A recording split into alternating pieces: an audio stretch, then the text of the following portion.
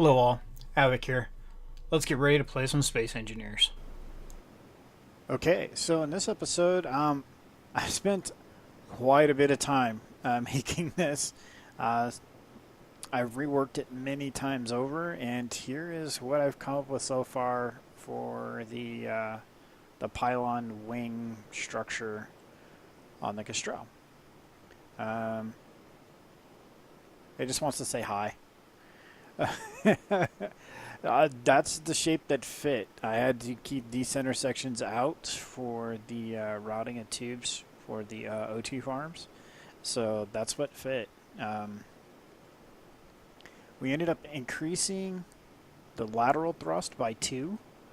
So I think there was 6 initially. So it came up to 8. I'll actually go look at the other side real quick.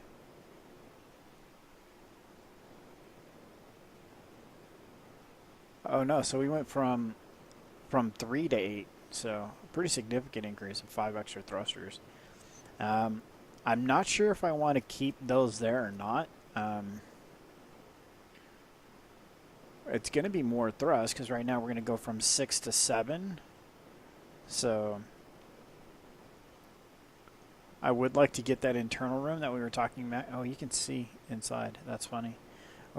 We were talking about getting that internal room back by taking this out, but I'm not sure if I want to give up that extra thrust yet.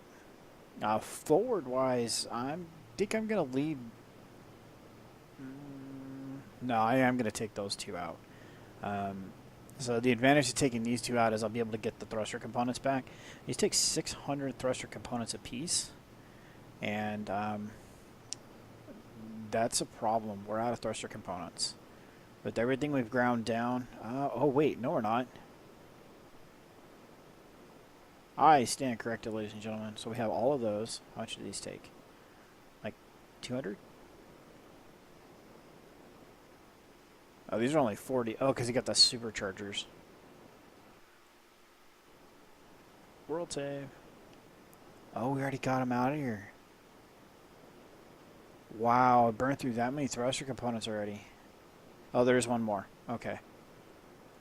At least have 4,000. 7 times 1, 2, 3, 2,100, give or take, thruster components. So that'll be a couple. That'll be 5 thrusters over here. So it's not very much. But I think the overall shape is pretty solid. I don't know. I'd like to hear your guys think about it. Did I get it right? Some of the key things that I think I like about it is this part here, the little indentation right there. It looks cool for the OT farms on that side, and it carries over even with nothing there, I think. So I did not put OT farms down there because the top is going to be the side I'm going to keep towards the sun. So as long as we're getting power, we're getting O2 also. Obviously needs to roll a little bit to the left, but so this will give us 6 O2 farms on the Kestrel, which is a pretty drastic increase. Let's see here.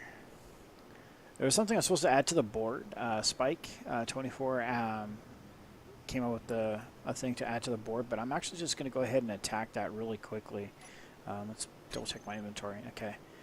Basically, you need to go around, and everywhere that there is a old school sloped ramp, replace it with one of the newer ones. Oh, here's 2 of them. These guys right here. These need to go away because my inventory is full. Goodbye. The reason they need to go away is because they take up a tremendous amount of frame rate. There's more polygons in those versus these. And they also take up more resources, which at this moment, unless it's a thruster component, I'm not really hurting, but still. So, and I all tapped a little bit ago, and this is how I'm finding that that lags out again after I've opened the menu. So, need this one. Okay. So, it takes up the same amount of space. It responds the same exact way, except for it has a lower poly count and takes up less resources. So, where's the scorpion at? Oh, we got this guy. I think I can throw some stuff in him real quick. So I brought him over because free O2 and solar. So.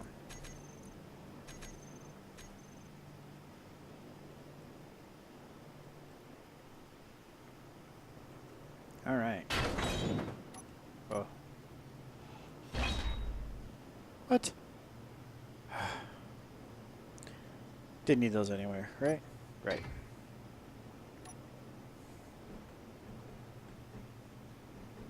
There we go.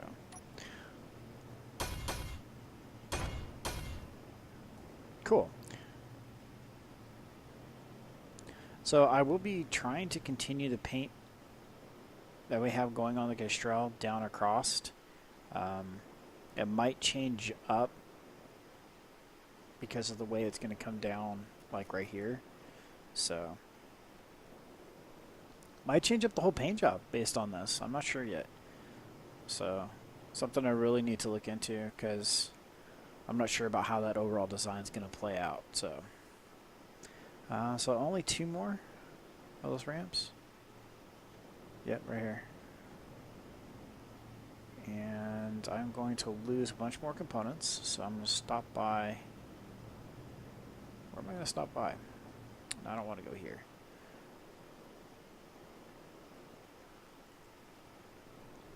So I asked you guys in the last episode for favorite sci-fi ships, either through inspiration or just straight out enjoyed them. Lots and lots of comments on that. Pretty awesome. We have a lot of anime references, sci-fi movies, and just general. How do I want to say this?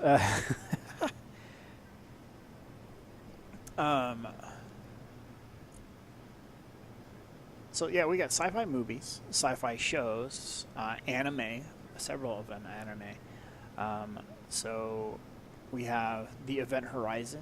CRT Jester brought up the Event Horizon, the Prometheus, and the NSEA Protector. And he says he likes them all because they're rugged-looking ships. And I agree. The Event Horizon looks like a deep space travel ship. The multiple sections segregated by very fragile pieces with giant bulkheads on either end. Really awesome looking ship. The Prometheus, again, I think that's a pretty awesome looking ship, and it fit well into that genre. Geist Knife brought up Outlaw Star and Glass Fleet. I had not seen either of those and had to look them up. Also, he brought up another really cool one, the Nirvana Vandred. That ship is wicked cool. I had to go and look it up because I had not seen it before.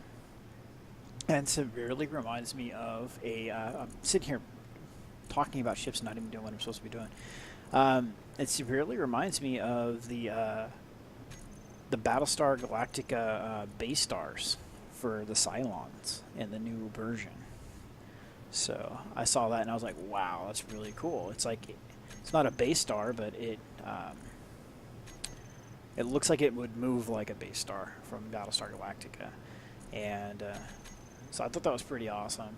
And then the Andromeda, that was a pretty cool ship, pretty cool show. I didn't catch a lot of that show. It's a sci-fi show on channel Sci-Fi. And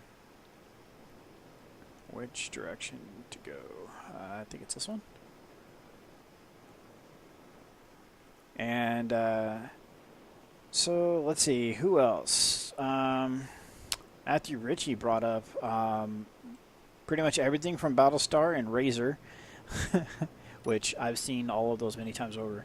There's a ton of ships in there, so I think you got off pretty easy on that one, Matthew, by saying, you know, Battlestar. It's like saying, I like ships from Star Trek.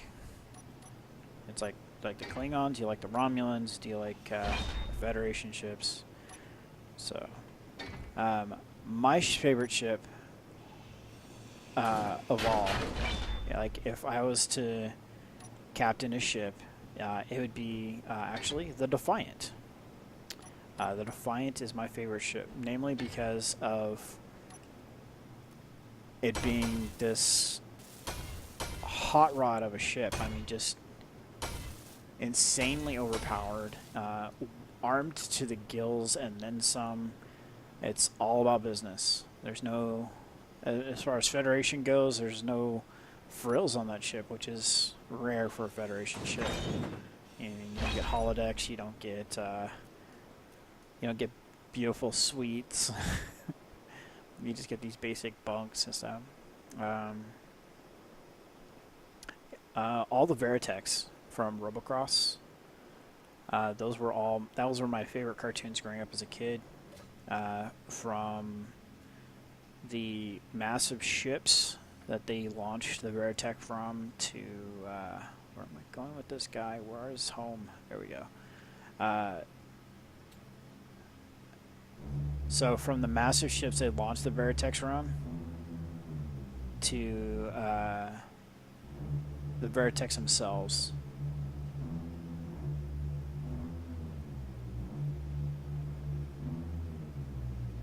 All right. Let's see. I'm trying to think what other cool ones that I find inspiration in. The last Starfighter. The actual Starfighter class ship was, I thought, an impressive looking little ship, especially for the technology that they'd used to render that back in the day. It's a pretty awesome little ship.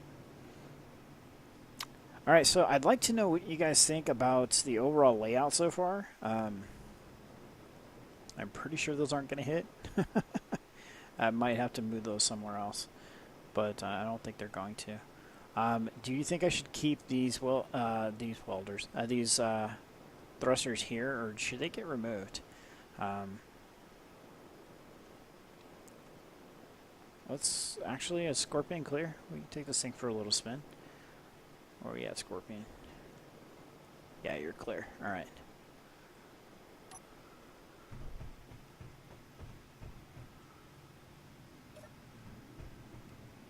All right. So Matthew had brought up the fact that the Kestrel is getting quite roomy, and he was wondering if there was a chance that we can make this observation deck. I believe he meant come in contact with that forward room. I'm not sure.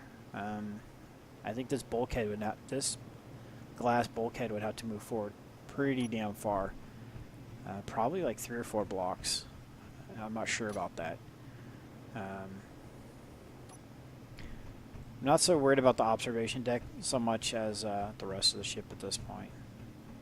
So the door's there. 1, 2, 3, 4, 5, 6, 7, 8, 9. But it's definitely worth taking a look. So to here. So 1, 2, 3, 4. Oh, we need to have to go out there. All right, so give this thing a test flight, and then we'll go out there and take a look at that. Let's see where this wall is in relation to what's going up there.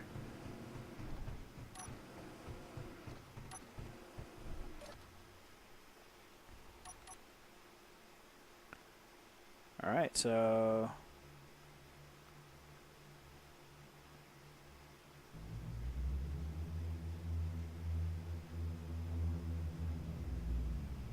that's pretty awesome. So right now there are no extra lateral thrusters. I literally just welded up the ones that I removed. So, and forward I added 1, and so in reverse I added 1. So we're pretty equal as far as that goes. So let's get a point of reference here. So those added gyros made a huge difference in the way it performs. So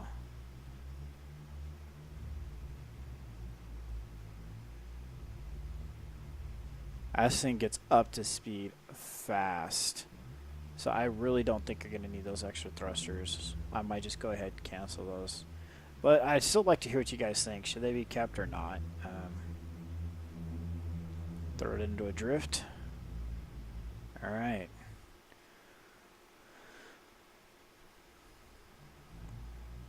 Doing good, doing good. So I got a lot of work to do to get the other one built and to not screw up the continuity of the other side.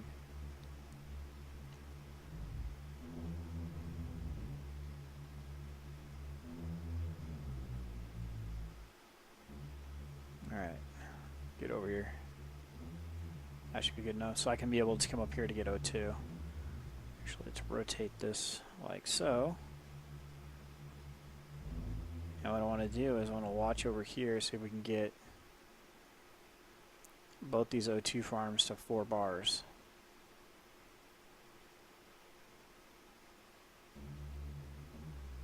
Okay, that's cool. So those are at 4 bars, and these should all be at 4 bars as well too.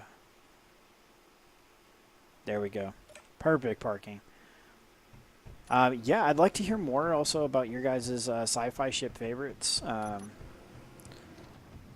Like I said before, I take inspiration from a bunch of World War II planes and such as well, bombers and fighters and ships too. You know, we have some tremendous ships in our current fleet.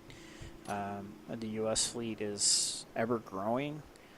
We have the 2 brand new attack cruisers, the USS Freedom and Independence. Impressive ships. If you have not seen what those things can do, they're as fast as jet boats, but as big as an attack cruiser. So it's a pretty amazing sight to see something that big go that fast. So, all right, so this is pretty cool. It didn't burn anything. Let's take a look at our welders to make sure. Nope, everything's good. Cool, that works. All right, so I have to come up with a ton of thruster components. Because even if I take these out, I'm still going to need probably something in the neighborhood of about 8,000 thruster components, give or take. I don't think I've seen those go down before. That's interesting. Okay, so I have these to redo on the side, and then I'll have the paint job to do.